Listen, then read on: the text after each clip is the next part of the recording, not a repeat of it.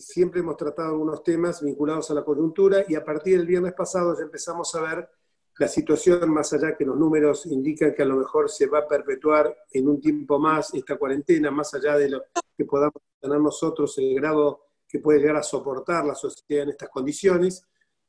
Hemos hablado el fin de semana pasado justamente con Miguel Ángel Toma y con otros, con Waldo Wolf, hemos tocado el tema de la AMIA, del famoso tratado con Irán y de estos 26 años que llevamos reclamando justicia. Hoy vamos a abordar justamente, ampliar el foco para considerar lo que está pasando en el mundo y también en estas especiales circunstancias, la relación que se está dando entre la Argentina y el mundo a partir de la pandemia. Este último es sin duda algo problemático para el actual gobierno nacional. Ya para cada vez más sectores de la población es evidente lo que para nosotros era desde un comienzo lo natural, que es que la administración de Fernández parece carecer completamente de rumbo. El caso de Venezuela, el canciller de nuestro embajador en la ONU, declaraciones de Felipe Solá, idas y vueltas, diciéndose el presidente ante el periodista deportivo Víctor Hugo Morales, interviniendo el actual embajador en Rusia, Alicia Castro, y también nuestra inserción regional que motivó una irada protesta por parte de un grupo de diputados, entre ellos Fernando Iglesias, yo y algunos, Luis Petri, que evidentemente las idas y vueltas respecto del Mercosur sabemos que puede llegar a dañar sensiblemente nuestra inserción regional y después de esa fenomenal acción que hemos tenido a partir del G20 y a partir del acuerdo con la Unión Europea. Hay además una absurda ideologización de las relaciones exteriores y una más absurda aún megalomanía de Fernández, que nos anunció que junto al presidente de México iban a convertirse en los salvadores del mundo. Pero como la inteligencia de los intereses, AMLO acaba de tener palabras tan elogiosas hacia Trump que el mundo debe saber que le queda hay un solo salvador y ese es argentino. Esto lo digo obviamente en un tono irónico. También en materia del arreglo de la deuda externa se exhibe la misma confusión. Guzmán dijo hace unos meses que quería dar una lección al mundo de cómo se debía renegociar la deuda. Desde entonces hizo varias ofertas finales, que 53, que 58, que 3 centavos más, que 3 centavos menos, pero después tuvo que seguir mejorando y en lugar de negociar desde el comienzo como se debió, se quiso hacer, por decirlo una expresión vulgar y muy pequeña, se quiso hacer el compadrito y no hizo más que recular. ¿Cómo pasó esto ya en su oportunidad también con Axel Kicillof, que la Argentina llegó a pagar en el marco de arreglo de la deuda con los holdouts y bonistas extranjeros, llegó a pagar hasta intereses punitorios, algo inédito en el mundo de las finanzas internacionales. La inserción de la Argentina en la región y en el mundo no es un aspecto secundario, creo que es uno de los pilares, junto a la cuestión institucional, del desarrollo económico y social que necesita hoy la Argentina, una visión autárquica del famoso vivir con lo nuestro que tanto machacaba Aldo Ferrer, que es una de las causas justamente de nuestra decadencia. Parece increíble que cíclicamente volvamos a tropezar con la misma piedra, que no nos integremos al mundo sin ser confiables en nuestras relaciones internacionales. Y es curioso justamente que el kirchnerismo se enoje cuando decimos que su meta es Venezuela y al mismo tiempo se enoje cuando criticamos al régimen venezolano. Esta es solo una de las múltiples contradicciones que tiene nuestro gobierno, del que algunos de nosotros no esperábamos mucho si no hubiéramos estado en este espacio político al que pertenecemos, pero tampoco pensamos que fuera tan insustancial, sobre todo cuando tuvimos una oposición como la nuestra. En primer momento se mostró como una oposición moderada, constructiva, y la verdad que no hemos recibido ningún acompañamiento por parte del oficialismo. Ahora estamos evidentemente cercados, sin poder salir de esta encierro y con una economía realmente devastada. Para colmo, el Instituto Patria, principal fuente ideológica, como otrora lo fue Carta Abierta del gobierno, porque los moderados realmente, si existen en este gobierno, están debajo de la cama, no se los ve, o por lo menos sus voces están calladas, o por lo menos como pasa en algunos ministerios, tienen rodeada la colina. Quiere aprovechar justamente ese sesgo ideológico, la pandemia, con el proyecto de aumentar sideralmente el estatismo.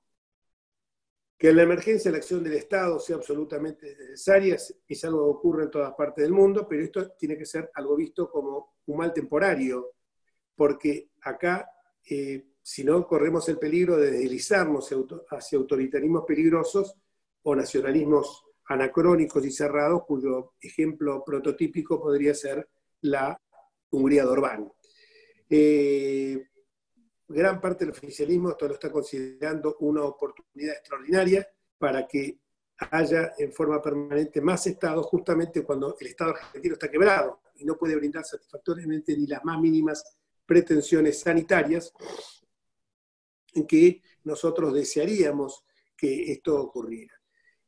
Bueno, sin más, justamente decimos siempre que los temas, bueno, todos estos temas que suscita la cuestión de la pandemia en el mundo son muchísimos, y hoy tenemos la suerte de contar en este espacio, en este encuentro, con dos amigos que no fueron invitados por tal condición, sino porque tienen vastos conocimientos y experiencia de la materia.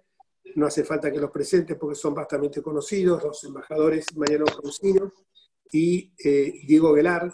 En el caso es muy importante los destinos que han tenido ambos, tanto en Israel y Costa Rica, Mariano, como cuanto en China, Diego, sobre todo porque justamente Diego va seguramente a reseñar cuando empiece a contar, a hablar de su visión internacional. Seguramente se va a detener unos minutos en contar que en el mes de febrero estuvo en el mismo mercado que fue el origen de todos los males. Dicho esto, los dejo en compañía de Diego Velar y de Mariano Causino. Diego, el auditorio y la atención es toda tuya. Jorge, muchas gracias por la invitación, un gusto estar con todos ustedes. Jorge me había sugerido como título de la disertación Sexo, Droga y Rock and Roll.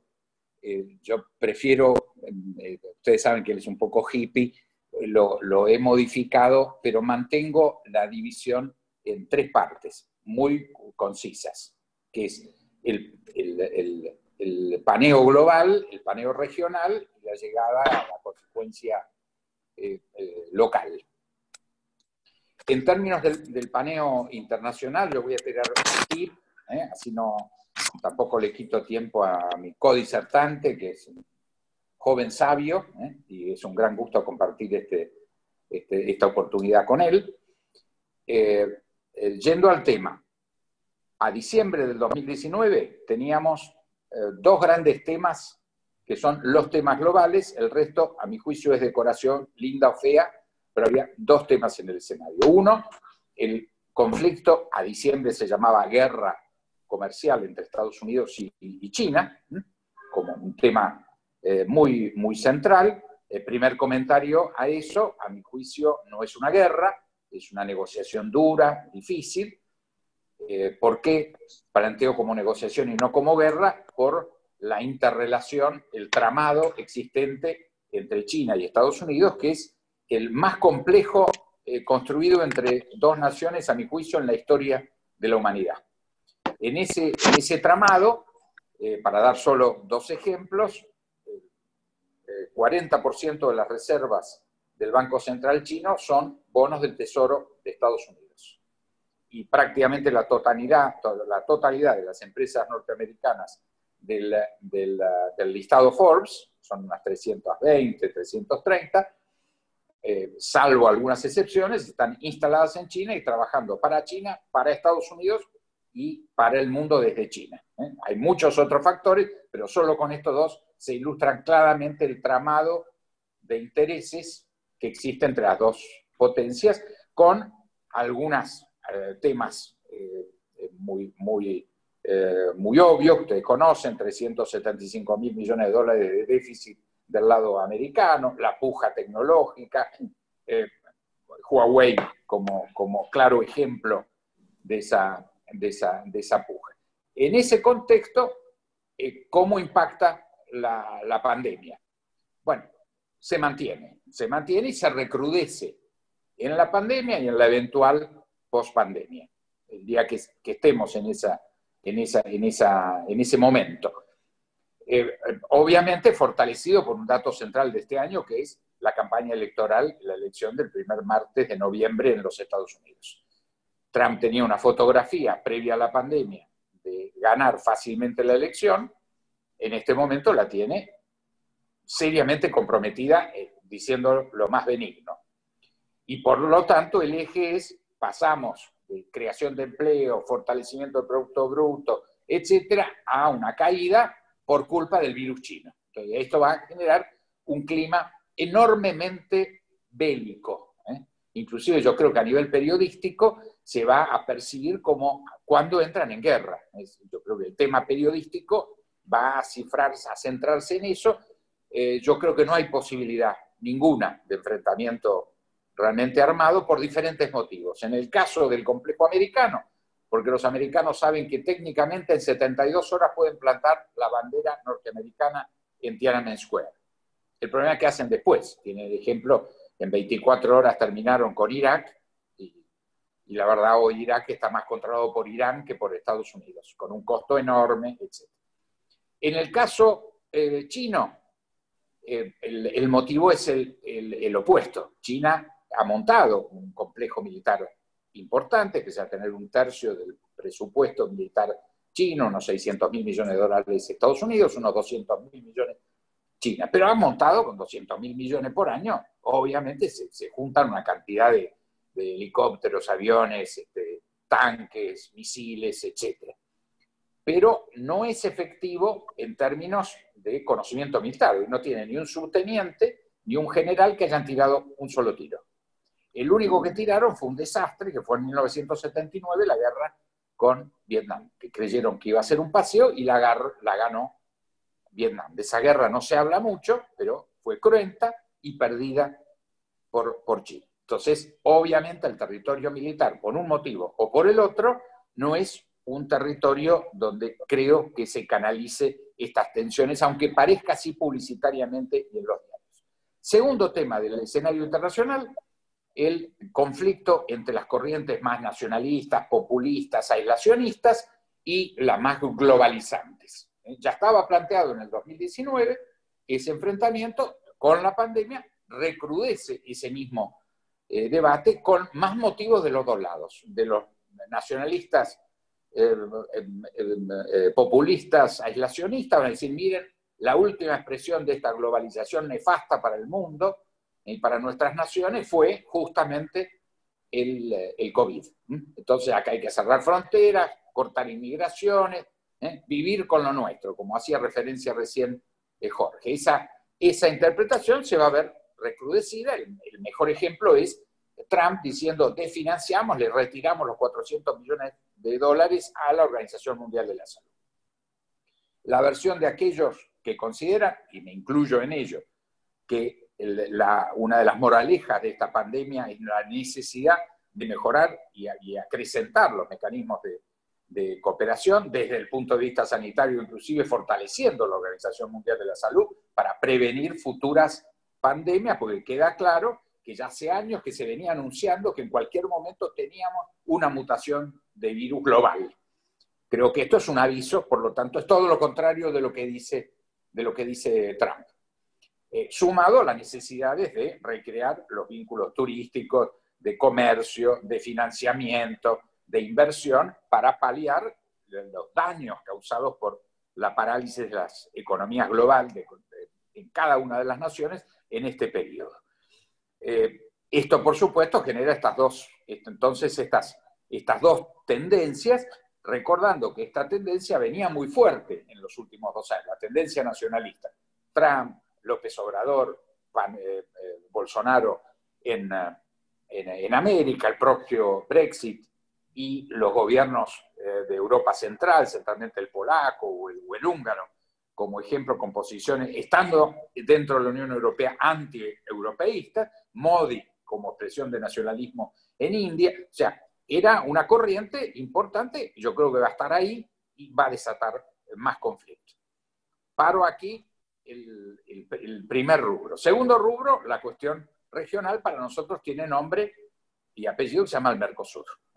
Instancia fundamental a mi juicio, central, porque además está en la Constitución de 1994 como reconociendo que somos parte del Mercosur, somos el único país que le ha dado un carácter claramente constitucional a la integración. Estamos listos para una decisión política de constituir una unión, una federación o una confederación de naciones. Nosotros no tenemos que cambiar la Constitución. Entonces, es una definición que habla del nosotros, no es política internacional. Estamos hablando de nuestra propia casa. Está en crisis. Todos sabemos que tenemos el peor estado de relaciones con los 3 miembros plenos, Paraguay, Brasil y Uruguay, y con los 2 asociados, Bolivia y Chile. Por distintos motivos, pero hoy la agenda está hecha pelota. Gravísima esa situación, vuelvo a decir, porque no nos compromete como política internacional, sino nos compromete como identidad. El Mercosur, somos 295 millones de habitantes, 15 millones de kilómetros cuadrados, para comparar, China tiene 9, nosotros 15 millones, y seríamos, si operáramos en conjunto, la 5ª economía del mundo. Si no hay ninguna duda, a mi juicio, y acá obviamente lo que yo puedo dar es mi opinión, que ese es la casa común que donde le toca a la Argentina, donde se juega la identidad y desde donde vemos el resto del mundo. Por lo tanto, se confunde identidad y primer nivel y prioridad de política exterior, porque a mi juicio es desde este nivel donde tenemos que ver el mundo, tenemos que profundizar y concretar, porque todavía no hemos firmado el acuerdo con la Unión Europea y hay que hacer un intenso trabajo hacia adentro de nuestros países y en la Unión Europea para conseguir que efectivamente sea ratificado, porque necesitamos el acuerdo de todos los miembros europeos. Creo que es el camino. A mí me tocó iniciar esa negociación en 1995. Fueron 6 presidencias que se comprometieron en esto. Creo que es un claro ejemplo de una prioridad de Estado que tuvimos, con vaivenes, con parálisis, etcétera, pero ahí está como producto, y creo que concretar este producto nos tiene que llevar a los otros 2 productos, a iniciar el análisis de posibilidad, de factibilidad de concretar un acuerdo con Estados Unidos y otro con China. Yo creo que ahí están los intereses de Argentina. Integrarnos plenamente al mundo en 3 grandes acuerdos de libre comercio, como lo hemos hecho con la Unión Europea, a la cabeza, pero con Estados Unidos y con China, sin discutir opciones ideológicas, regionales, culturales, sino ahí está el interés de nuestra comunidad, mi posición. Ahí ya llegó al tercer nivel. ¿Qué pasa entonces con la Argentina como tal? Y estamos en el peor de los mundos. Yo lo he llamado la tormenta perfecta, las 7 plagas: COVID, pobreza, default, desocupación, recesión y la crisis con la región. Entonces estamos ahí metidos en este paquete, tormenta perfecta o 7 plagas, que constituyen lo que yo llamo los 3 muros que tenemos que derrumbar. El primer muro es la cuarentena. El muro, ahí estamos todos metidos en nuestra casa, cometiendo la mayor o la menor violaciones posibles. Yo no voy a hacer confesión de mis pecados porque tendría que pagar muchas multas. Entonces, pero ahí estamos, confinados a la reclusión ya por 120 y pico de días, que seguramente se prolongará. Es un problema que no está dividido en quienes queremos salir de esto o quienes quieren estar. Es un problema de la sociedad, empezando por el gobierno, cómo salimos de esta parálisis. Primer muro. Segundo muro, romper la división con nuestros 5 países vecinos. Tenemos que romper ese muro para integrarnos y recuperar este espacio vital que necesitamos para resolver problemas domésticos y nuestra visión del mundo en conjunto, desde esta visión como región. Y el tercer muro, que lo tenemos ya roto, que lo tenemos construido, es el default, que eventualmente, si se llega a un acuerdo, igual lo vamos a tener construido, porque ¿quién va a poner un peso en la Argentina por mucho tiempo? Pero sería terrible que, por supuesto, cayéramos en default. No cayéramos, que no pudiéramos recuperar, al menos formalmente, la condición de un país mínimamente creíble. Recordando que es el 9º default. O sea, tenemos toda una historia de default muy grande. En este contexto, un solo comentario y cierro, es el impacto de la pandemia, ¿no? La pandemia, a mi juicio, tiene 2 niveles. Uno, que es la séptima coronavirus detectado, individualizado. El anterior fue la influenza, que es un virus primo hermano del coronavirus. La gran novedad es que es la primera pandemia global y mediatizada con contador tiempo real cada 2 horas en el mundo. O sea, tenemos todos los medios del mundo diciéndonos cada 2 horas cuántos muertos hay aquí, en Bangladesh, en Turquía, en Estados Unidos o en Los Ángeles. Sí, esto nunca pasó. No tiene nada que ver con la peste española, que mató muchísimo más, fue mucho más virulenta y grave para el sistema económico, porque la mayor cantidad de los 50 millones de personas que mató eran entre 20 y 40 años.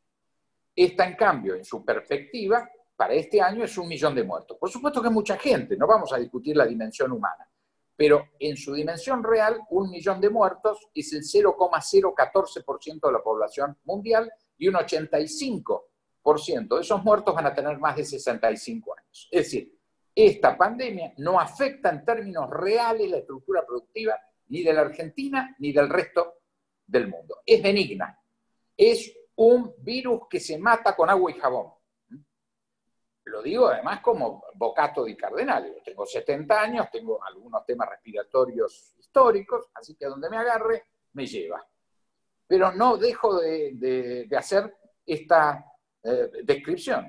Soy prescindible para el mundo y la mayor parte de la gente de mi generación no afecta el destino de la humanidad. Entonces, ¿por qué el pánico que ha generado es este dato? El dato mediático, el contador, que genera un miedo que es universal, no solamente en la Argentina, pasa en todas las sociedades. Lo vamos a ver recrudecer ahora en Europa, donde han prácticamente levantado todas las restricciones, hay una gran circulación interior, están en vacaciones de verano y viene no la segunda ola, viene que tenemos un virus que está circulando, que fue descubierto en el 412 antes de Cristo por Hipócrates, el primer médico histórico, es decir, que hace 2600 años que circula por el mundo. Y no contamos las olas de influenza. En concreto, en la Argentina tuvimos 32.000 muertos el año pasado, con vacunación.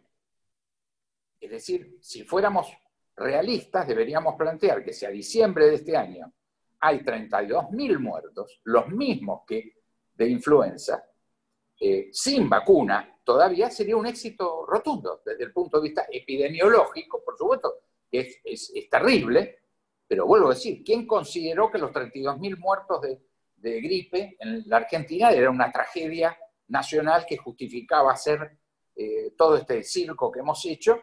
No lo hemos hecho. ¿Por qué? Porque no teníamos miedo a la pandemia de influenza. Por lo tanto, hay 2 fenómenos que atacan. El virus como tal, que esperemos que haya el año que viene vacuna, como generación, los que tenemos 70 años o más, sabemos que la primera que vimos en el mundo fue polio, y en mi caso tenía 5 años cuando me vacuné y el tema se terminó, como problema, como pandemia universal, fue controlada. Bueno, aquí vamos a eso, no vamos a ser ni mejores ni peores, todas esas cosas que se dicen me parecen estupidez total.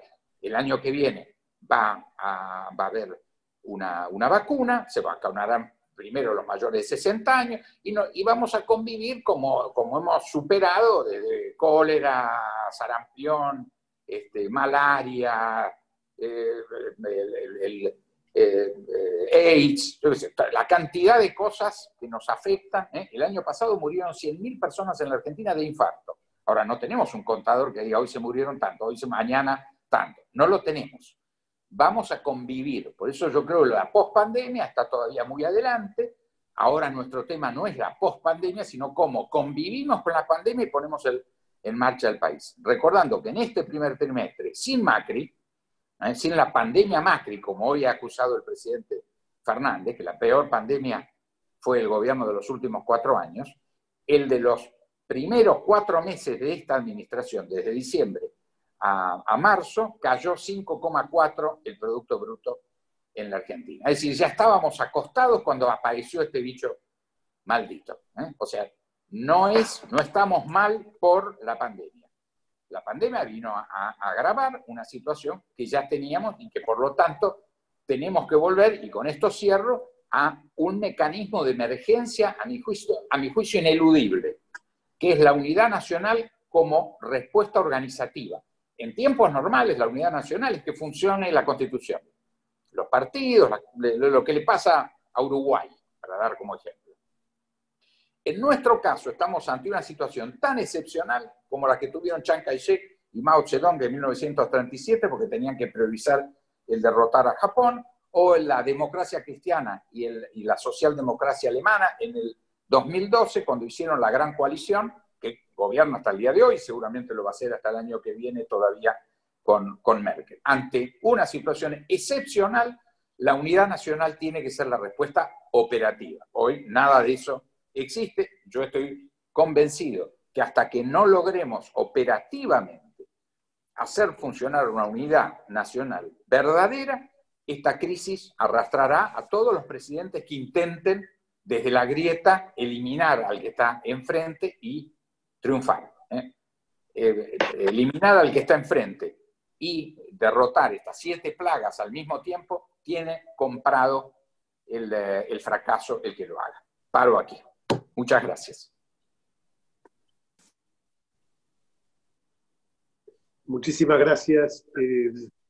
Diego, fue muy claro, muy concreto. Bueno, y ahora le doy el uso de la palabra a Mariano Causino. Gracias, diputado, muy amable en invitarme. Voy a tratar de ser breve en estas palabras.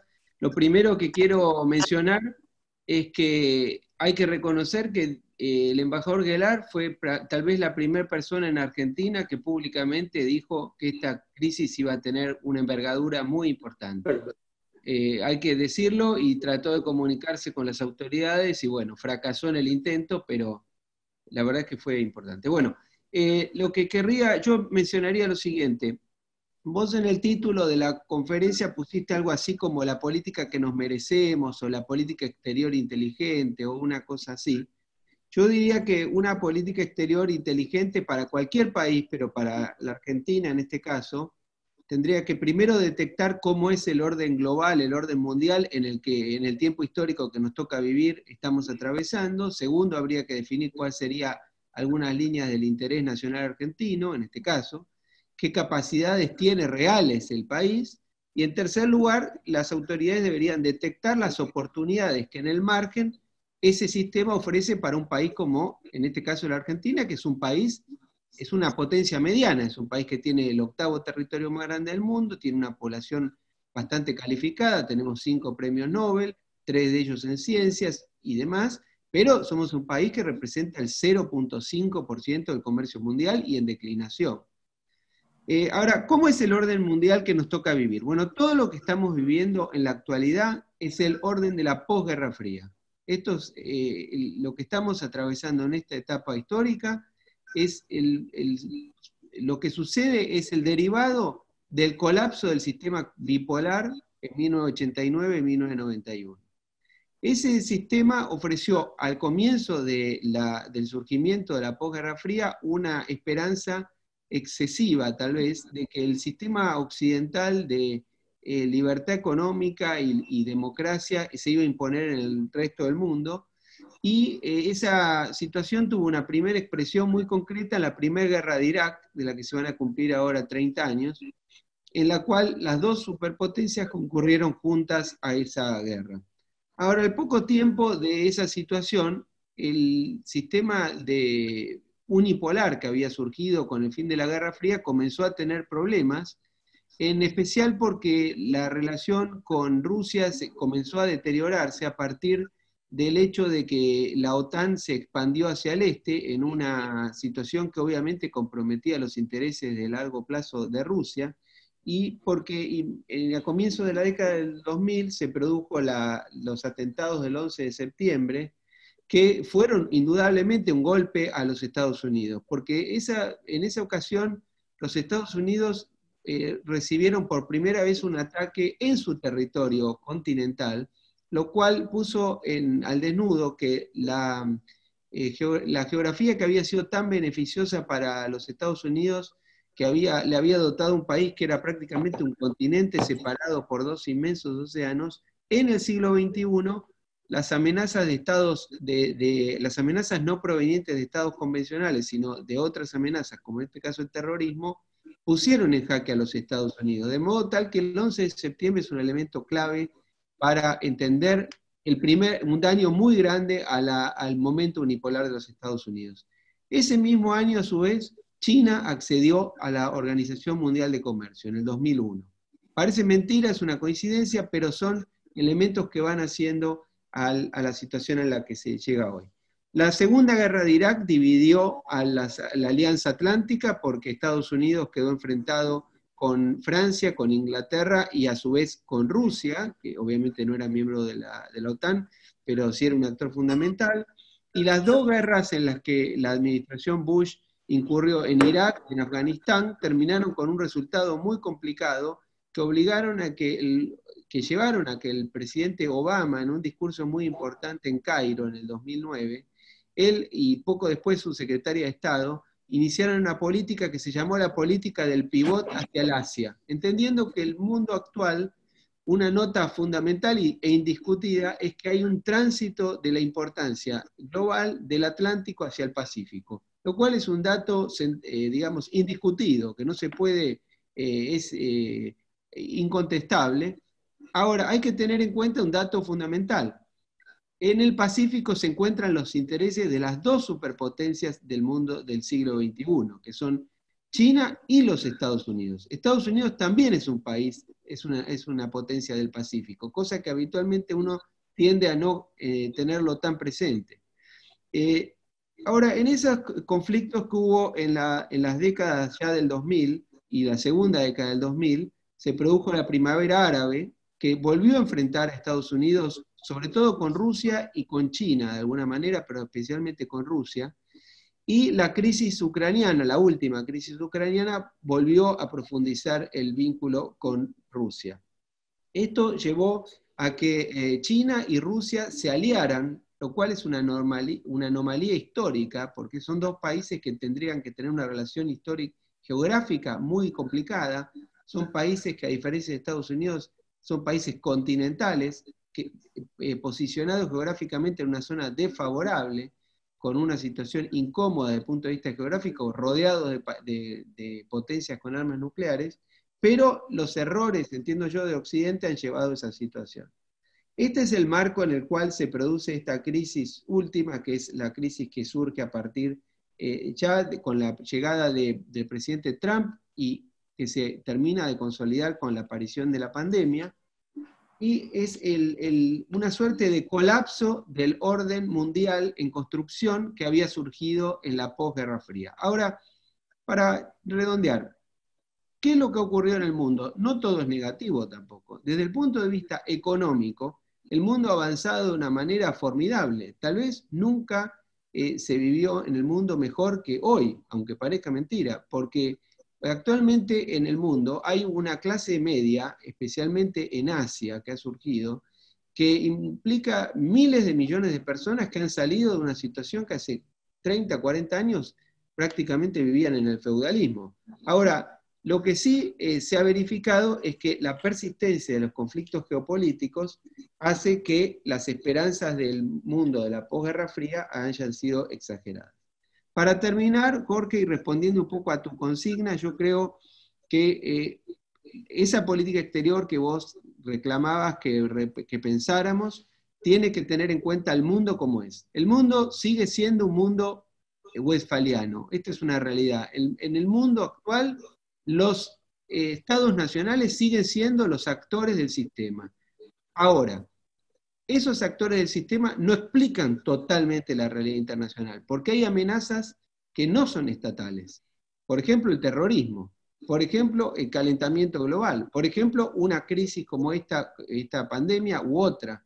Por ejemplo, podría ocurrir un ciberataque que podría provenir de un Estado soberano o de una organización terrorista, que podría de pronto colapsar, atacar el sistema financiero, o de pronto podría atacar el sistema de radares, podría incluso provocar una situación en la cual un ejercicio militar puede ser confundido con una operación militar real, como ocurrió a principios de los años 80 entre la Unión Soviética y los americanos, que la mala interpretación de que un ejercicio militar podía conducir a un enfrentamiento nuclear.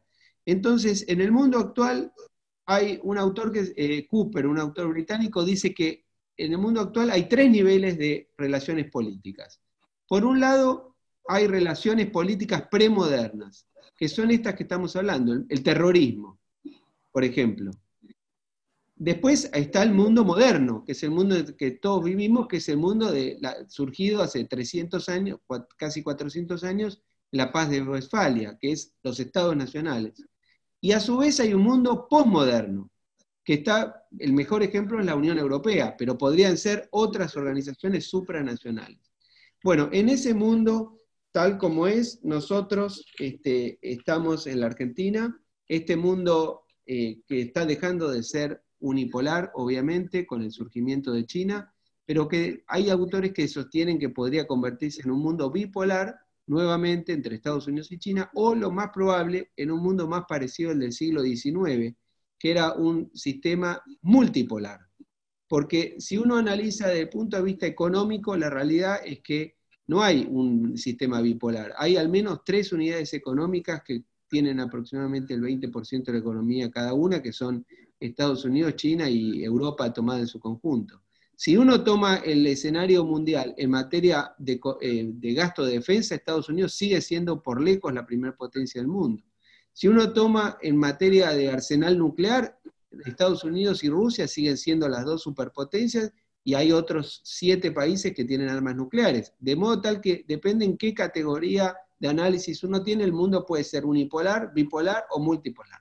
Ahora, la Argentina tiene que interpretar esto, yo entiendo que tiene que hacer una lectura realista del mundo, y es fundamental que tenga un grado de coordinación con sus vecinos, especialmente con Brasil, con Chile y con Uruguay, para entender cómo plantarse ante este mundo que tiene estos desafíos y los que pueden surgir en el futuro. Muchas gracias, Jorge, y no hablo más. Gracias. Me encantó esto que dijiste de la visión westfaliana del mundo. Me encantó eso. Después hiciste la aclaración de los tres niveles. Bueno, les quiero agradecer porque siempre los veo acá y muchas veces no puedo saludar a toda la gente que está. Ya hablamos de los embajadores, de Andrés Cisneros quiero agradecerle a Rodolfo Pousá, que se encuentra presente acá en la sala, Cristian Fox, Charlie Araujo, Humberto Bonanata, Germán Pérez, el doctor Beruti, Juan Pablo Bailá, José Clavería, Jorge Petinsky, Mónica Barral, Ernesto Becáceres, Laura Monteleone, Tomás Kroyer, que fue funcionario de nuestro gobierno, doctor Federici, Marielina Manciti, bueno, Marcelo Bassani, que hace rato que no lo veía, Esteban Galvez, Pablo Torello, diputado nacional, le agradezco muchísimo que me acompañe esta tarde, Inglese, Alessandris, Susana Mosquera, Inés Cóspito, Ávila Chiesa Seferián, compañero de mi colegio, Domínguez, Bacaro, Bolmira Roche, Tomato, Chiven, Rosso, Frolix, Teresa Lacarta, Osvaldo Fernández, etcétera, etcétera. Juan José Rosso, por ahí también lo vi, y muchos otros que a lo mejor no los tengo identificados acá, a Tirio Molteni lo estoy viendo también. Así que bueno, les agradezco infinitamente que estén hoy porque la verdad que es muchísima gente. Abrimos, Charlie, el espacio, la ventana de preguntas. Ok, gracias Jorge, Mariano, Diego. Bueno, les acerco la primera pregunta que está dirigida a Diego Velar, y nos la plantea, bueno, la acercó Carlos Briglia. La pregunta dice así: se conoció un acuerdo con el gobierno chino que nos convertiría en principales proveedores de carne porcina, ante una peste que redujo el stock chino a menos de la mitad. Dado que consistiría en el traslado de criaderos chinos a la Argentina, algunos medios han señalado el peligro de que constituyan focos de desarrollo de nuevos y peligrosos virus. En relación a este comentario, nos acerca Carlos 2 preguntas. Una es: ¿crees que es viable y trascendente este acuerdo? Y la segunda: ¿existe realmente riesgo, dado los numerosos antecedentes de desarrollo de epidemias y pandemias en criaderos de animales chinos? ¿Cómo no? Diego. Me parece muy oportuna y muy concreta. Yo te diría que el tema real lo conduje personalmente en los últimos 4 años, que fue la obtención de por primera vez el protocolo por el cual Argentina puede exportar carne porcina a China, que no lo teníamos, porque nunca se había negociado, no había ningún impedimento. Sencillamente Argentina nunca lo había planteado. Y el segundo tema es el acuerdo sanitario, que también me tocó negociar, conjuntamente con SENASA, por supuesto, por el cual tenemos un estatus sanitario Argentina con China, que es el de mayor confianza, mayor que lo que tiene Estados Unidos o Europa. Hoy SENASA, esperemos que lo conserve, tiene la representación completa de la custodia de la sanidad china. Esto es extraordinario. Estos dos instrumentos respecto del tema porcino son extraordinarios. Partamos ahora de la realidad. Argentina es un país que no es autosuficiente. O sea, no somos exportadores, somos importadores del 20% de lo que consumimos. Estas versiones que hemos visto todos en los diarios son la clásica mitomanía argentina. Para ser claros, me hago plenamente responsable de esto que estoy diciendo. Fue lanzada muy irresponsablemente por gente que debería ser muy responsable. No le voy a poner nombre, pero lo hizo en forma muy irresponsable de lanzar una cosa que inclusive hoy he visto un comunicado de las asociaciones que están mencionadas en esos chivos que se lanzaron, asociaciones de productores porcinos en la Argentina, que desmienten totalmente este hecho. No hay nada de todo eso. Lo que hay es, sí, la Argentina puede incrementar su producción, recibir importantes inversiones y puede exportar a China. Hoy, por supuesto, pensar en no solamente los focos de los últimos 2 años de fiebre africana que exigieron en China el sacrificio de aproximadamente la mitad de su stock. 300 millones de cerdos chinos tuvieron que ser sacrificados, más una nueva cepa que apareció en los últimos 2 meses. Realmente, obviamente, sería una locura importación de ganado en pie de origen chino en este momento. Sería un desatino total. Realmente esto a mí me han vuelto loco todos los medios con este tema. He salido con alguna prudencia porque hay algunos señores de nombres muy prestigiosos a los que he criticado severamente personalmente por tirar un chivo semejante, que no entiendo para qué lo hicieron, pero que efectivamente de esto no hay absolutamente nada. Lo que hay es la posibilidad seria de que la Argentina, trabajando bien, tiene la posibilidad de generar una industria principal y no secundaria, como es la porcina todavía en la Argentina, y efectivamente tener un mercado muy importante. Pero para eso, obviamente, las mitomanías, los excesos, el comunicado que una gran empresa hizo circular, hablando de inversiones de 27.000 millones de dólares, en la Argentina hoy el que me muestre que consigue $1 millón de inversión en Argentina, hay que condecorarlo y nombrarlo canciller. Entonces, por supuesto que es un delirio, muy buena la pregunta, pero tengo que ser muy específico en la contestación, porque esto es uno de los males pandémicos que tenemos nosotros, son los virus de la mitomanía que nos han hecho mucho daño en muchos temas. Minería es un caso, donde por manejo también irresponsable hemos quedado prendados al criterio de que hay incompatibilidad entre la minería y el cuidado del agua o la producción de vino. Esto ha sido totalmente superado por los chilenos o por los australianos, donde se puede hacer minería compatible con el medio ambiente, no contaminar el agua y producir vinos de altísima calidad. Hemos metido estos paquetes y cada vez, ojalá no ocurra hoy con la producción de cerdo, que transformemos esta mitomanía en la prohibición de producción de cerdo. Así que gracias por la pregunta.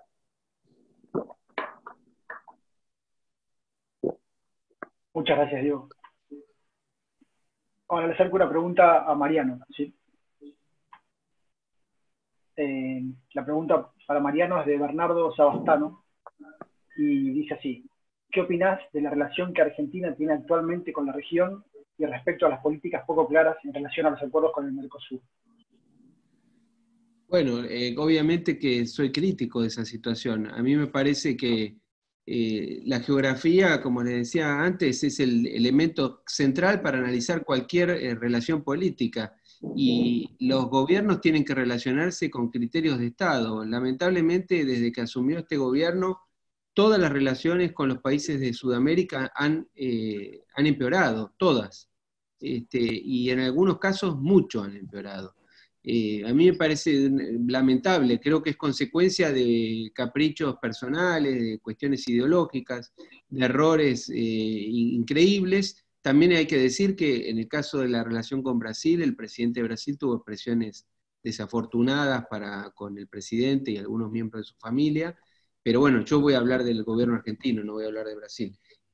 Los esfuerzos que se intentaron para mejorar eso fueron descartados por el presidente.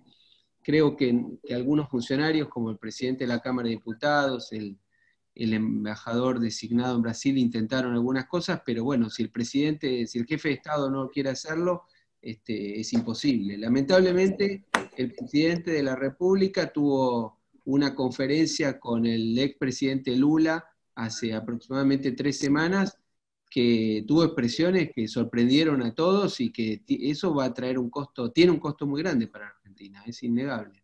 Ojalá se pueda corregir, pero se parte de un piso muy bajo. Lamentablemente, le vuelvo a decir, empeoraron todas las relaciones con los países de la región en los últimos 6 meses.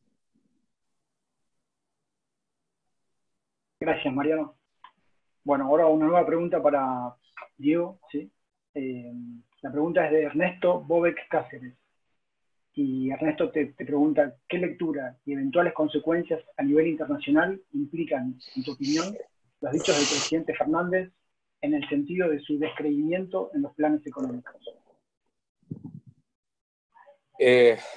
Bueno, yo creo que son obvios. Por ejemplo, el Financial Times no puso en portada ese título en respaldo a esa manifestación. Si hubiera habido un cuestionario normal, hubiera pasado a la página 3 o 4 del Financial Times, lógicamente, ¿no?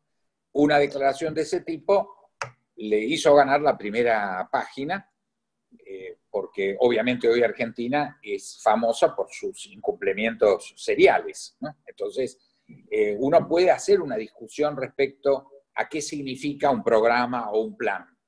Esto indudablemente es un tema que se puede debatir, si algo es un plan, cuáles son sus componentes, etc. Pero hacerlo así es como en una cena donde uno le tocaba hablar y está la esposa presente y diga que uno no cree en el matrimonio, que también es una institución que tiene muchas facetas, pero indudablemente sería ridículo, uno no puede entenderlo en ese contexto. Entonces, una declaración de ese tipo, bueno, expresa todas las debilidades que le podamos poner a este presidente, la expresó en esa frase. Entonces, estamos ante un problema muy serio porque agrega elementos a la no credibilidad de la Argentina en un momento donde la credibilidad tiene que ser máxima. Todos sabemos que este gobierno es un gobierno débil, por eso insisto, creo que hay una necesidad operativa de un gobierno de unidad nacional, que desde el punto de vista técnico es muy posible porque la Argentina tiene una coalición en el gobierno y tiene una coalición en la oposición. Es decir, es muy fácil hoy, lo voy a poner en blanco y negro, el modelo máximo sería que la señora Cristina invite a Mauricio Macri a tomar un té en la calle Juncal. Ellos dos se ponen de acuerdo y le bajan a todos los esbirros que cada uno tiene las instrucciones y se hizo los 5 puntos o 6 puntos que necesitamos para construir la unidad nacional. Otra más conspirativa sería que en esas reuniones donde discuten si hay que salir con número par o impar, si pueden trabajar los peluqueros, esas profundas reflexiones que encaran el presidente Alberto y Horacio, nuestro querido Horacio, incluyen una reflexión entre mate y mate, o whisky o lo que toma, decir, che, ¿por qué no los reventamos a Cristina y a Mauricio, lo dejamos afuera y la hacemos nosotros dos, la convocatoria? En serio. no respecto a si el cero es par o impar, fue un debate importante. Al final se acordó, obviamente, que el cero equivale al número de documento par. Pero si ellos pudieran transmitir eso en el nivel máximo, y además, por si esto fuera poco, estos dos máximos jefes políticos, o los dos que quieren serlo, podrían invitar a los otros dos presidentes vivos, el presidente Dualde, que fue un modelo de respuesta de unidad nacional para salir de la crisis del 2001, y al presidente Menem, con lo cual los 4 presidentes vivos de la Argentina, Menem, Dualde, Macri y Cristina, son la unidad nacional. Después uno podrá opinar lo que quiera, pero no hay ninguna duda que la unidad nacional es eso, porque la unidad nacional no es yo tomo prestado un amigo del otro lado, lo panquiqueo, lo corrompo, me lo traigo y llamo unidad nacional a eso. No, la unidad nacional es llamo en serio al otro, no al amigo mío que tiene el otro. Entonces, hoy esto, insisto, es una situación de excepción. Yo no creo que esto sea el funcionamiento normal. Una vez que superáramos y controláramos la inflación, la deuda externa, pusiéramos una tendencia clara a resolver el tema de desempleo y pobreza, etcétera, lógicamente hay que volver a las instituciones de la Constitución como interpretación de unidad nacional, y podemos pelearnos como perro y gato, como se pelean todos los partidos democráticos, hasta en el caso de Israel, lo puede testimoniar muy bien Mariano. En Israel hay 40 o más partidos políticos, un estado de excepción permanente, y sin embargo no se rompen las instituciones, se hacen distintos niveles de pacto, etc. Pero nosotros tenemos una emergencia, insisto, del nivel máximo, porque estamos efectivamente frente a la peor crisis que ha enfrentado Argentina en su historia. Entonces requiere una comprensión global. O sea que, volviendo a la pregunta original, necesitamos un plan, necesitamos un programa cuyo fundamento no es técnico, sino es político. Lo que nosotros le tenemos que ofrecer a los argentinos, a mi juicio, y a los vecinos, y al mundo en su totalidad, es decir, los argentinos hemos tomado conciencia de la crisis, hacemos un gobierno de unidad nacional con 4 o 5 puntos claros, y esto es la Argentina. Después uno podrá decir cuál es el componente técnico, eso es discutible, pero creo que el valor del hecho político operativo es mucho mayor que la definición que tengan puntualmente sobre cuál va a ser el déficit en el concreto de balanza de pago o el déficit comercial, en el presupuesto que se acuerde. Creo que el acuerdo per se tiene más valor que las características técnicas de ese acuerdo. Muchas gracias, Diego. Bueno, una nueva pregunta para Mariano y después también hay una pregunta para Jorge y continuamos luego con algunas preguntas más. La pregunta para Mariano la acerca a Humberto Bonanata y te pregunta así, Mariano: ¿cómo debe interpretarse que en el segundo trimestre el PBI chino creció un 3,2% mientras el mundo se cae? No, entiendo yo que eso está relacionado con la tendencia histórica. China es un país que desde la muerte de Mao, inmediatamente después de su muerte, cuando Deng Xiaoping logró tomar el poder y desplazar a la llamada banda de los 4, y cambiar el sistema económico chino progresivamente a través de una serie de reformas que básicamente implicaron una apertura a la economía de mercado, es un país que ha crecido a un promedio del 10% anual en los últimos 40 años, desde 1980 más o menos. Ahora, en los últimos 10 años, la economía china ha venido creciendo a una tasa menor a la de los 30 años previos, pero es un crecimiento de aproximadamente 7 puntos anuales, contra 10 o 12 que llegó a haber en la primera década del 2000. Pero entonces, que China crezca Luis, hoy, esté creciendo al 3%, estoy en el Zoom de es un dato que obviamente es alto en comparación al resto del mundo, pero para los parámetros chinos es bajo. Ahora, es probable que a fin de año esté creciendo. Por eso, hoy firmamos. Es perfectamente razonable.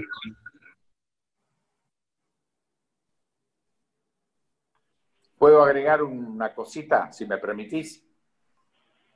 Primero una aclaración, el 6 al 7% de los últimos años es en términos netos mucho más que el 10 o el 11 histórico. O sea, si uno lo proyecta, Sí, claro. 10 años para adelante, lo lógico sería 3 o 4% por el volumen del crecimiento. O sea, a medida que uno se aleja del subdesarrollo y se acerca a los niveles de desarrollo, hoy para Europa, 2 puntos de crecimiento es una fiesta, ¿no?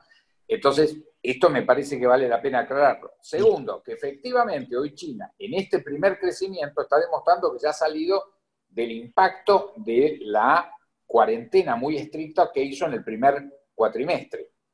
Esto razonablemente, el 3% de hoy uno lo puede proyectar a 5 puntos de crecimiento garantido a fin de año. Esto es mucho mejor, por eso, al margen de todo el espíritu antichino que hay hoy en el mundo muy fuerte, China va a ser en el último cuatrimestre del año el motor de la recuperación porque tiene su aparato productivo, tiene un mercado a pleno ya, tiene un mercado interno muy grande, entonces más allá del amor o el odio, o de las desconfianzas, todo el mundo va a estar tratando de pivotear sobre la recuperación de China y la posibilidad de inversión, de créditos, de flujos de comercio, de turismo con China, y esto mejora este dato de que se supere el conflicto o las tensiones con China a partir de la necesidad de China. El propio Trump, que está diciendo pestes todos los días sobre China, su aprovisionamiento hoy de barbijos, de equipamiento, de termómetros, de respiradores, es con China. Entonces tiene un dato verbal, pero al mismo tiempo tiene un dato sustancial de ya interdependencias muy grandes. Muchas gracias, Diego. Jorge, te acerco ahora a la pregunta, ¿sí? ¿Es correcto sostener, como lo hace el canciller Solá, que el gobierno de Maduro es autoritario pero legítimo? No, porque el origen del gobierno de Maduro actualmente es absolutamente ilegítimo. Llegó como pasó con el tema de Evo Morales en Bolivia, por elecciones amañadas, por una reforma constitucional que se hizo sin cumplir todos los recaudos que prevé el ordenamiento jurídico existente en Venezuela y en este caso en Bolivia, y porque además la Corte estaba absolutamente cooptada, era una Corte adocenada, a su Piacere la cambiaron como quisieron. O sea que ahí ni siquiera existe la legitimidad de origen. Es sorprendente que se siga todavía pensando eso después que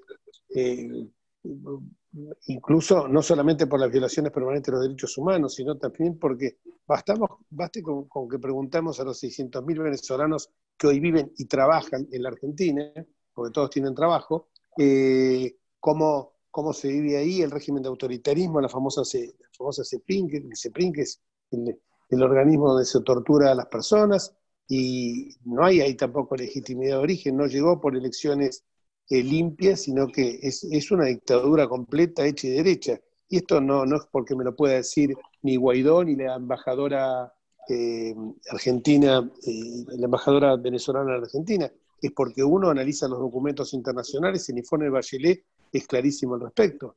Por eso me parece que es hay una fracción del gobierno que dice que es una dictadura, incluso ab initio, que es el caso de Sergio Massa.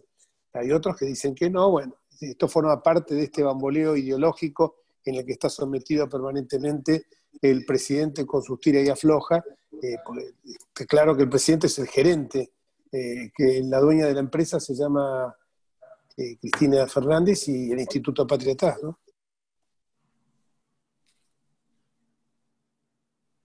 Gracias, Jorge. Bueno, le acerco una nueva pregunta para Diego. En este caso la acerca a Lucía, la pregunta la genera Lucía Ticosi, y esta es la pregunta.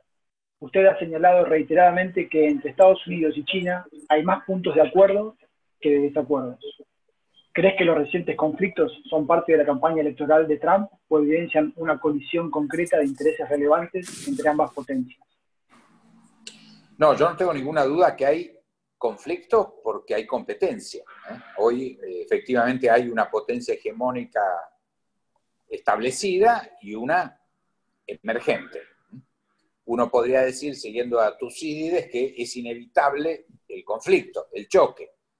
Yo creo que no es, que es evitable en la medida de que el estado al que llega China ya llega en una combinación de intereses. Uno no puede pensar en la China moderna si no es asociada con Estados Unidos, es un componente de sus éxitos.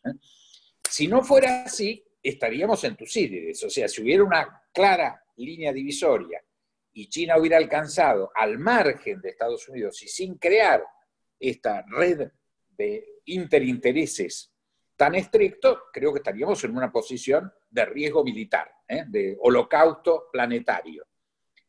Esta interrelación creo que genera un dato tan central, y aprovecho para felicitar la exposición de Mariano, porque fue totalmente, no lo planificamos, pero quedó como si lo hubiéramos planificado, porque fueron muy, muy complementarias. Él desarrolló todo un escenario del mundo de las naciones y de la existencia, más allá del conflicto en la cúspide de la pirámide, hay una cantidad de elementos y de espacios que están distribuidos en distintos niveles y que son conflictos reales.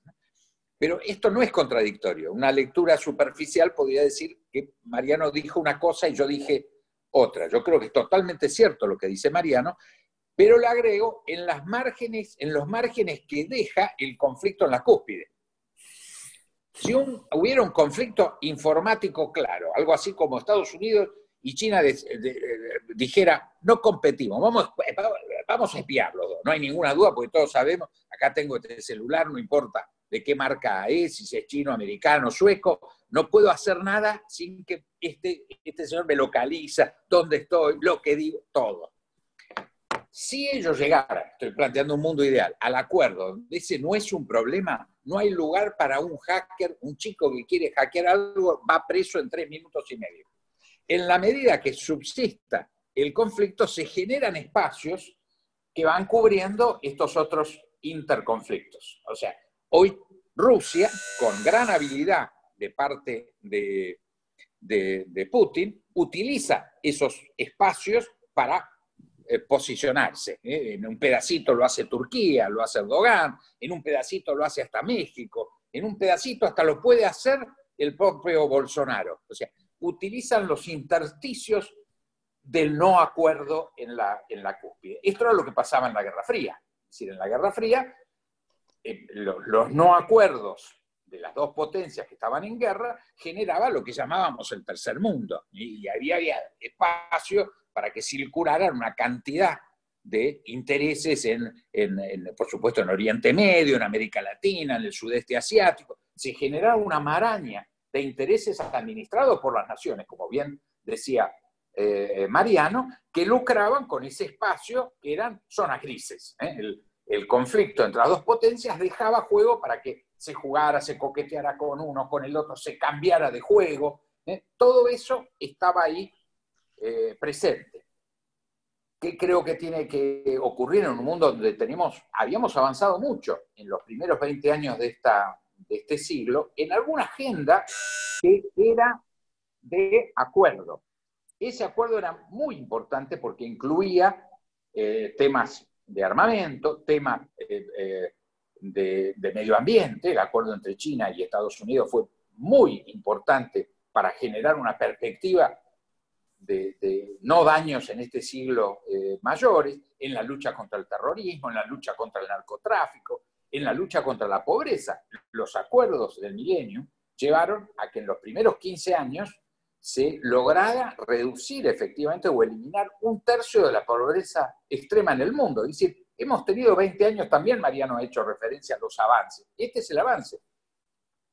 La paz y el instinto de cooperación de la potencia emergente y la establecida generaron un espacio de acuerdos que yo creo que hay que recuperar y que espero que el próximo presidente de los Estados Unidos recupere ese clima para apuntalar a que efectivamente podamos tener esta convivencia. Y este es el desafío. Si vamos camino a la cooperación internacional, estaremos mejor. Si en cambio vamos a incrementar el conflicto, y bueno, estaremos camino al holocausto planetario.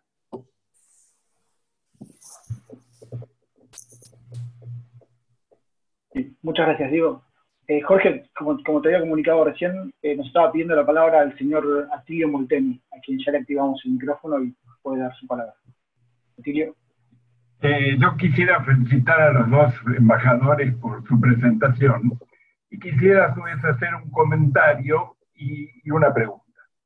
Lo cierto es que nosotros tenemos la situación descrita también por ambos y estamos en una situación por demás delicada. A su vez, digamos, las relaciones entre Estados Unidos y China, todos sabemos que se han deteriorado. Y se han deteriorado, digamos, profundamente en este momento.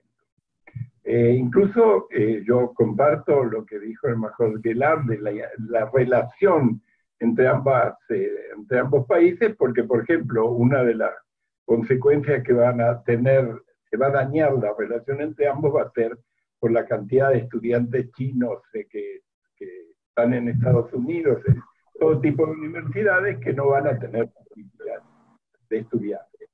Ahora, lo cierto es que, a mi juicio, la Argentina tiene, digamos, nuestro país tiene que ir previendo una política que va a ser más clara, sobre todo desde las elecciones del 3 de noviembre en Estados Unidos. En el sentido de que posiblemente va a haber un cambio. Si Biden gana las elecciones, uno tiene cierta idea de cómo va a ser. También todavía, a pesar que hay prácticamente 9 puntos de diferencia, todavía faltan 3 meses y todo puede pasar. A su vez, con relación a China, en toda Latinoamérica, la característica de China es que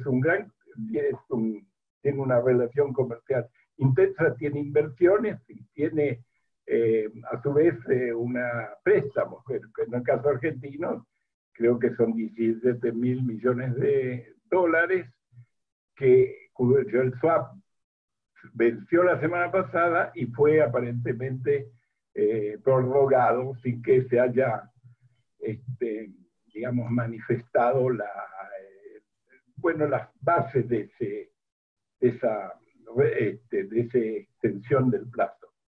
La pregunta concreta a los dos embajadores es cuáles ellos consideran que tiene que ser la política argentina, esperando que se logre el acuerdo nacional que expresaba el embajador Gelab, cuál tendría que ser la política argentina ante digamos, conflicto que existe entre Estados Unidos y China, sobre todo teniendo en cuenta que si bien Trump en estos momentos, por razones políticas, digamos, ha dado fuerza a la confrontación, lo cierto es que en Estados Unidos hay un sentimiento creciente nacional de sospecha sobre China.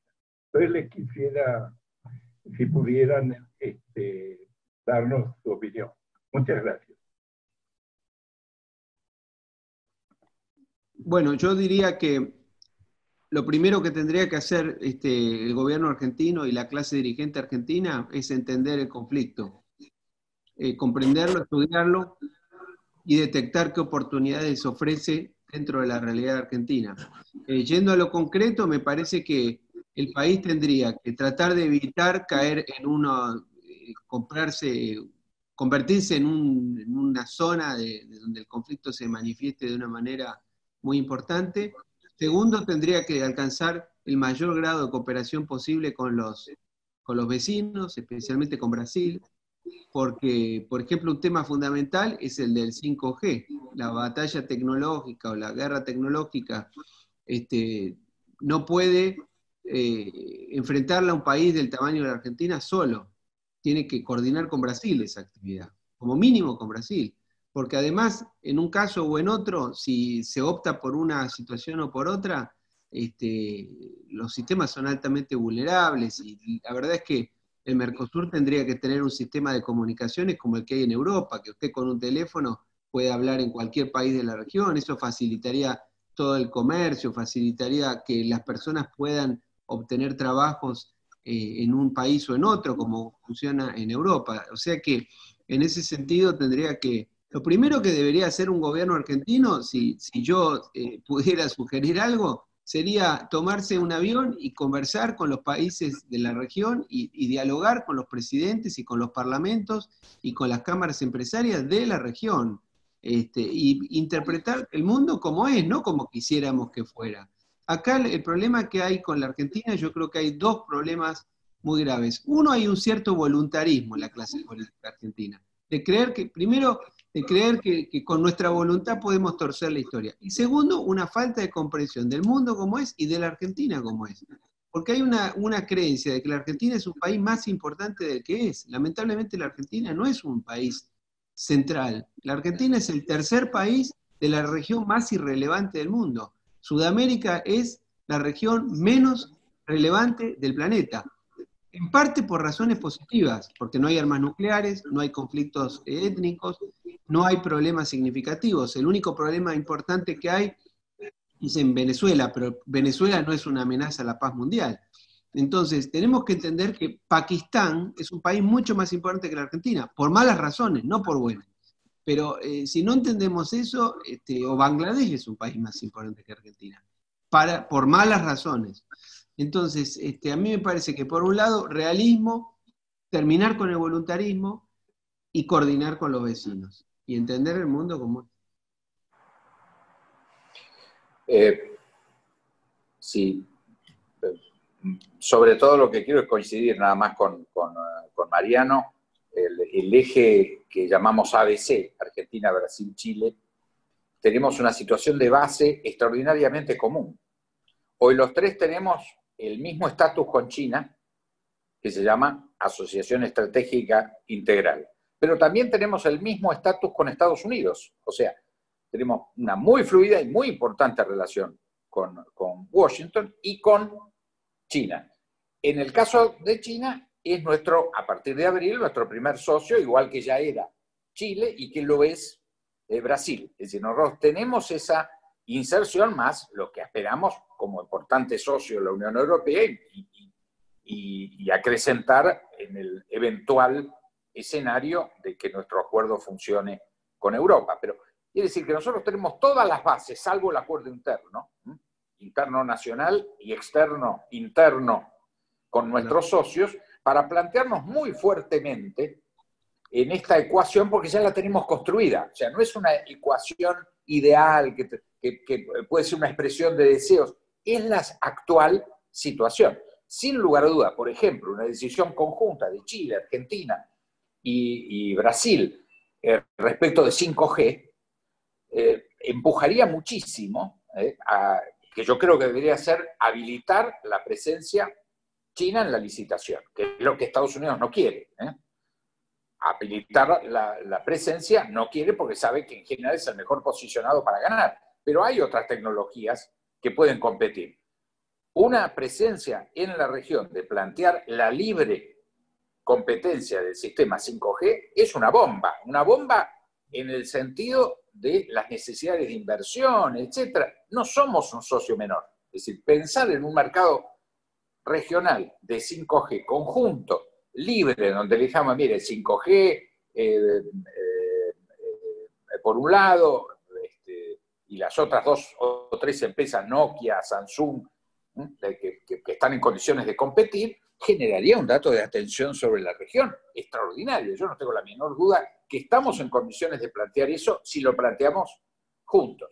En concreto, ¿qué hizo Brasil? Que tenía comprometido hacer eso y había anunciado en octubre, yo estaba en Beijing cuando lo hizo, en Beijing, diciendo se puede presentar Huawei a la licitación del año 2020. ¿Qué hizo? Momentáneamente la pateó para adelante, la pospuso. Seguramente nosotros vamos a hacer lo mismo.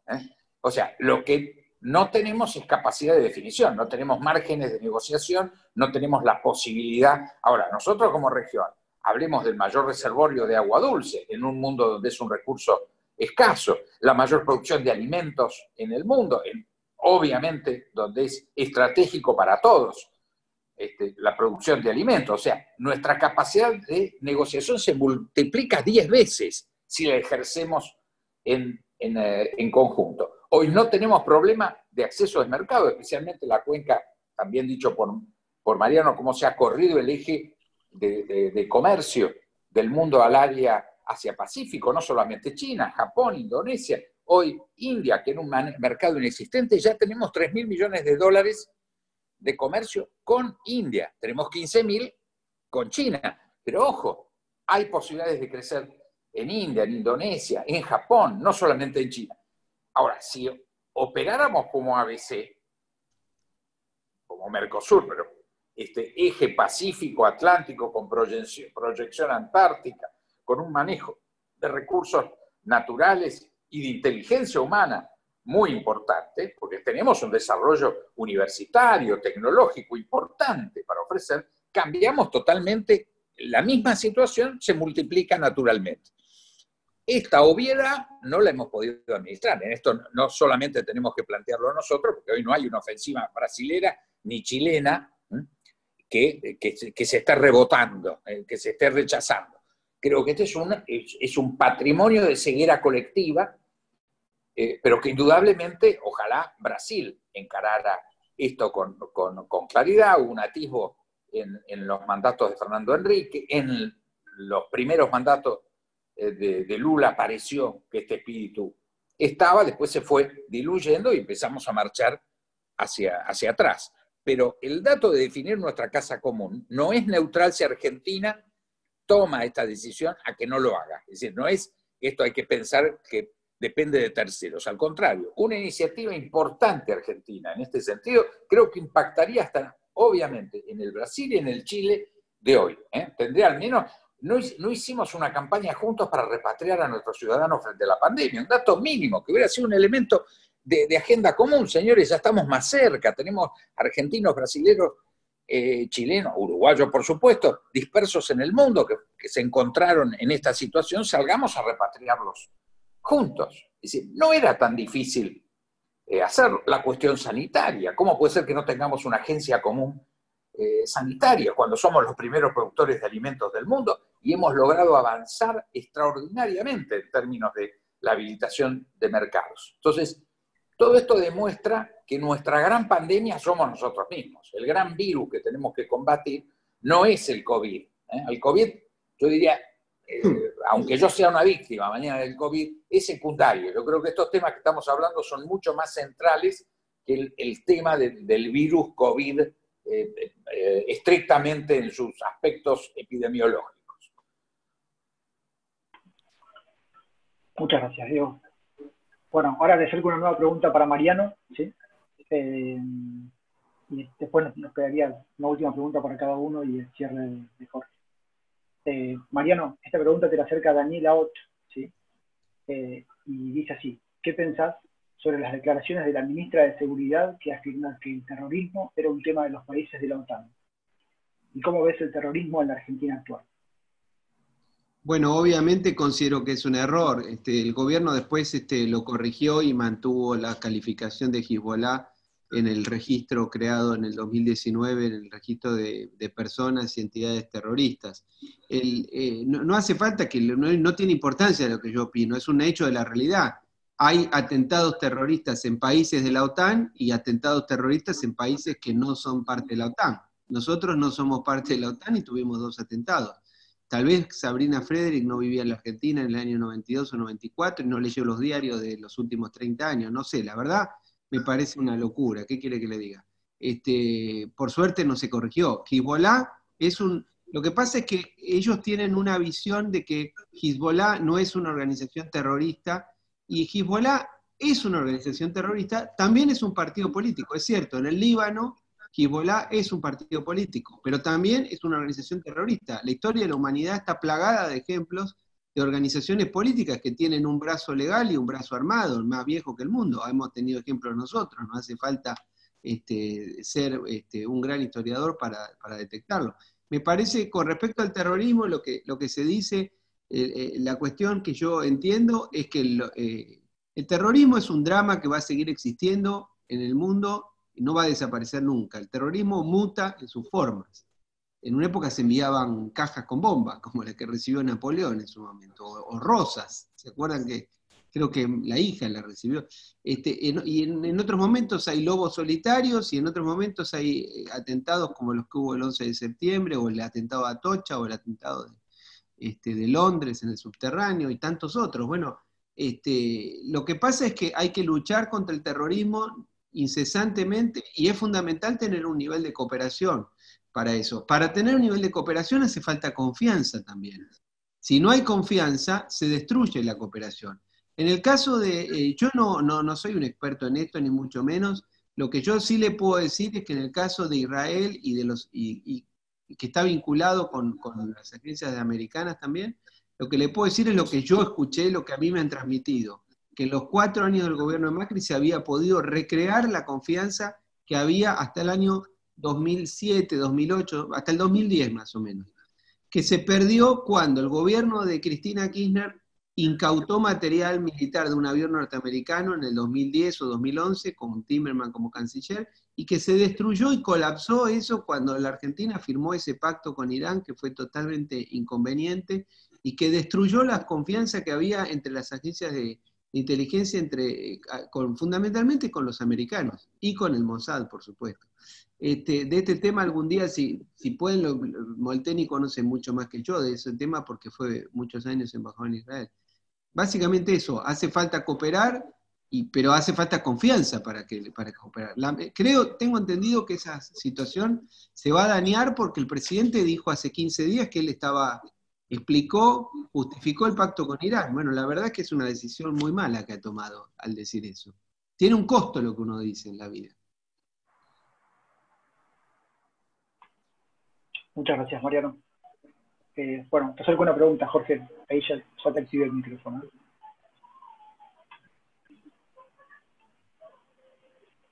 Esta pregunta es de Patricia Franco y dice así: en relación al proyecto de reforma judicial que el oficialismo se dispone a ingresar al Congreso próximamente, la consulta es si ya están hablando con las bancadas de Camaño, Ramón y de Frente de Izquierda para saber si van a dar quórum para tratarlo. Primero, bueno, aunque está fuera del temario, pero la voy a contestar igual. Primero, la reforma todavía no llegó, pero somos absolutamente contestes que esta reforma es el nuevo nombre que va a tener un jalón más en la etapa del plan de impunidad. No es necesario esperar los proyectos para anticipar que es el caballo de Troya, que el propósito es lograr la impunidad de la familia Kirchner y de sus cómplices y subordinar al Poder Judicial en un plan como pasó en Santa Cruz. Esto es absolutamente claro, se compone de 3 patas hoy: la ampliación de la Corte, que sabían que era difícil que pasara, el pedido de juicio político a un procurador intachable, independiente y con un profundo bagaje jurídico y una trayectoria, la verdad, intachable, que es Eduardo Casal.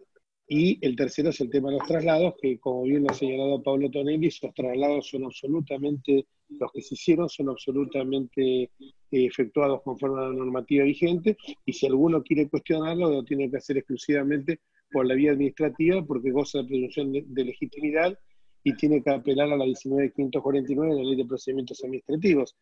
Yo creo que si realmente se consideran opositores, porque la gente cuando votaba a Camaño y votaba a Labaña, lo estaba haciendo en la inteligencia que estaba votando otra oposición. Evidentemente nosotros sabíamos que era todo un blef y que vamos a ver cómo votan. Ya la vez pasada, cuando hubo que pedimos la elección especial para derogar el 457, el decreto que le otorgaba los superpoderes al presidente de la República, que se los auto-otorgaba porque se los daba al jefe de gabinete, funcionario político que designó él, o sea que Fernández se daba a sí mismo la facultad de resignar partidas. Jugaron al quedo, pusieron 3 o 4 en la bancada y dejaron el resto en el banco de suplentes para que no se alcanzara el quórum. Fue una decisión especial que pedimos, que sabíamos, que la gente comprenda que cuando vota fracciones o facciones que se autotitulan opositoras, después se pueden volver en contra. A nosotros nos pasó también hasta con un diputado muy histriónico, Olmedo, que cuando nosotros conveníamos en no dar quórum, él iba a dar quórum. Incluso en una oportunidad favoreció el quórum. Esos son un poco los paracaidistas polacos, como yo le digo, los lobos solitarios que aparecen en la política y que irrumpen hablando de la no política y cometen estas torpezas. En el caso de lo que estamos señalando, la bancada de Ramón y de Camaño no son torpes políticamente.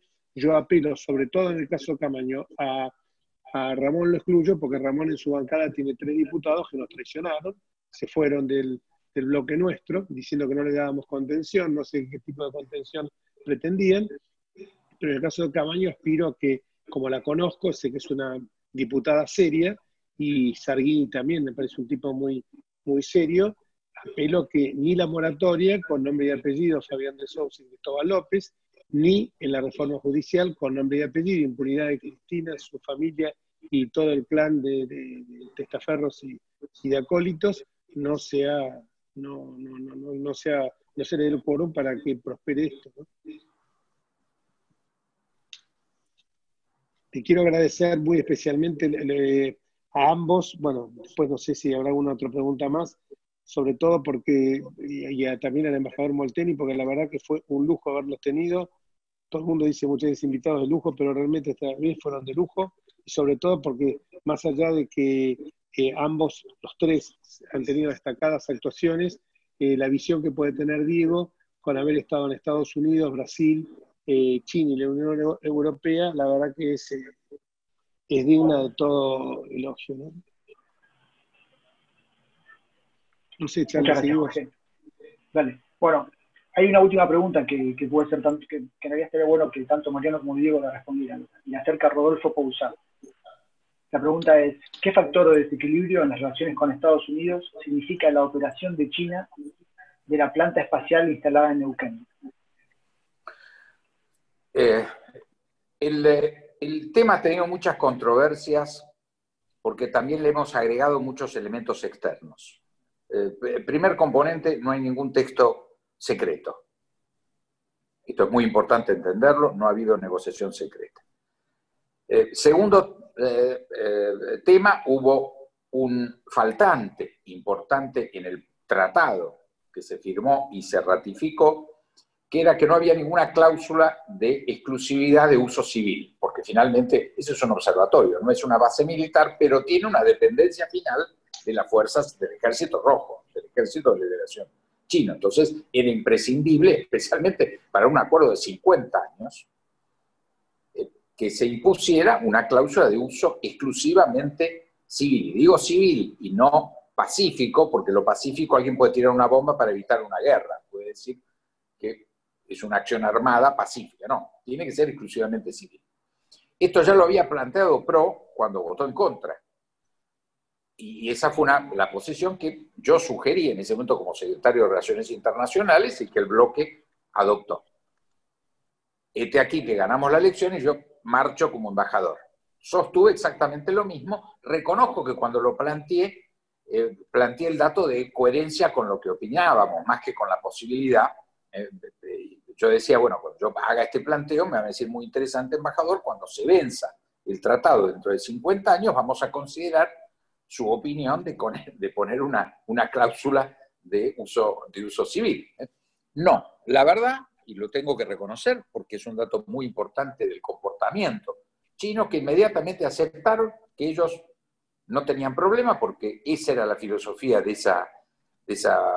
ese observatorio del espacio lejano, e incluyeron una cláusula de adendum que no estaban obligados a hacer, y muy rápidamente yo lo planteé, y en abril, en mayo ya lo teníamos incorporado y acordado con China. Esto es un buen gesto, y me parece importante que quede totalmente claro que no estamos frente a ninguna cosa de peligro. Yo voy a sumar un dato. Creo que no solamente no es peligroso, sino que Chile, por ejemplo, que tiene el mismo accidente natural de tener el espacio, el mejor lugar de observación, que es a la altura de Mendoza al sur, para observar el espacio lejano, tiene 25, 26 observatorios, acordados con países, con universidades, con institutos.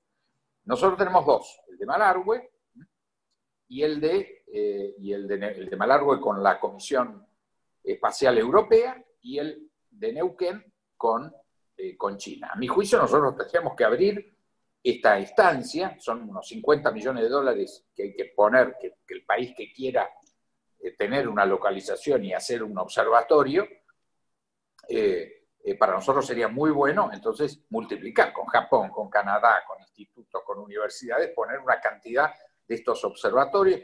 El espacio lejano, por suerte, al menos hasta ahora, es un lugar de garantía de paz porque todos observan. O sea, si nos quisieran meter el perro y hacer una actividad paramilitar, ya vendrían inmediatamente los americanos o los canadienses o los alemanes para decirnos, cuidado que ahí se está haciendo una actividad paramilitar, aunque no sea directamente militar.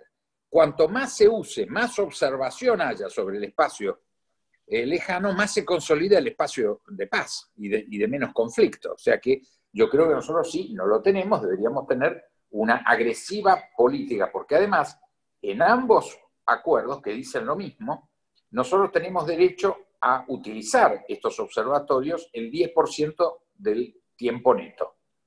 Es decir, que si tenemos muchos más de estos observatorios, tendríamos una utilización espectacular para un programa espacial importante como es el que tiene la Argentina desde hace muchos años. Por lo tanto, respondería a los intereses argentinos multiplicar estos observatorios, generar la consolidación de nuestro espacio espacial, eventualmente tener nuestro lanzador, que siempre fue un dato que planteamos y nunca se hizo. Hoy han bajado los costos enormemente. Hoy el lanzador de muchos de los cohetes que transportan satélites se montan sobre un camión, hay tecnología china, pero hay de otro tipo, con lo cual deberíamos tener en el desarrollo de nuestro programa espacial no solamente más observatorios, sino además nuestro propio lanzador. Es un área que creo que Argentina ha hecho muchos avances, tenemos satélites muy importantes lanzados, tenemos una de las 4 compañías privadas de satélites privadas, se llama Satellogic, la empresa argentina. O sea, tenemos una pata puesta en un área muy ligada al presente y al futuro, que creo que hay que cultivar y de multiplicar el sistema de relación de Argentina dentro del marco del mundo, que es un club chico de países que tienen programas espaciales. Mariano. Bueno, yo no conozco en detalle este tema como lo conoce Diego Velar, obviamente. Yo lo único que podría decir es que hay un hecho que sí es real, que es que la creciente rivalidad entre Estados Unidos y China hace que la mayoría de los asuntos globales pasen a ser leídos dentro de ese conflicto. Eso es un dato objetivo, como se produjo en la Guerra Fría. En la Guerra Fría todo se leía en el marco del conflicto este-oeste, y hay una tendencia creciente a que todos los asuntos internacionales pasen a estar relegados al conflicto principal, y además porque hasta es una manera sencilla de analizar las cosas, hasta periodísticamente es una manera de analizarlas. Entonces, esa situación es inevitable. La realidad es que la base existe, y no se puede sacar. Y bueno, hay que administrarla de la mejor manera posible. Yo creo que en su momento fue un error haber permitido esa base. Es una decisión que tomó el gobierno de Kirchner y los países que... Hay una cosa que se llama la continuidad jurídica de los estados, no se puede terminar. Habrá que hacerlo de la mejor manera posible a través de esto que propone Diego u otras cosas, habrá que estudiarlas. Entiendo yo que en el gobierno anterior se trató de corregir, como explicaron, lo mejor posible esta situación. Pero en todo el mundo hay una creciente aparición de China con inversiones y demás que a mí me tocó verlo en Israel, les digo, el Medio Oriente es una zona donde la potencia más importante en la segunda mitad del siglo XX era Estados Unidos, a favor o en contra, y la Unión Soviética. Desaparecía la Guerra Fría y después de que Estados Unidos se metió tanto en las guerras de Irak y Afganistán, Estados Unidos hizo un repliegue de la región, un repliegue relativo pero continuo. Y Rusia pasó a ser la potencia más relevante. Sin embargo, en los últimos años, desde el punto de vista económico, China es un actor en Medio Oriente, aún en Medio Oriente. Entonces, China está llamado a tener un rol cada vez más importante en todos los países. Eso no es ni bueno ni malo, es así, hay que administrarlo lo mejor posible. Gracias.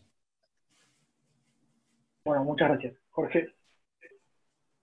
Bueno, si no hay más preguntas, les voy a agradecer particularmente a Diego, a Mariano, bueno, los embajadores que nos acompañaron y que han subido. Me parece que esta charla fue, a mi juicio, muy enriquecedora en todos los aspectos que se tocaron, porque yo creo que hoy estamos frente a la crisis más grande de todas nuestras vidas, y si no somos capaces de resolverla en forma unificada, tanto en el terreno local como en el marco internacional, ante un mundo donde podemos decir que si algo caracteriza el escenario global es la ausencia de un país o de un foro de países o de líderes. Hoy la única líder que yo visualizo es Angela Merkel, y frente a este mundo así me parece que ha sido muy útil, muy enriquecedora la charla que hemos tenido esta tarde, así que les quiero agradecer de todo corazón a ambos, a los que quiero ya muchísimo de años, y a todo el mundo que hoy nos acompañó y los que vienen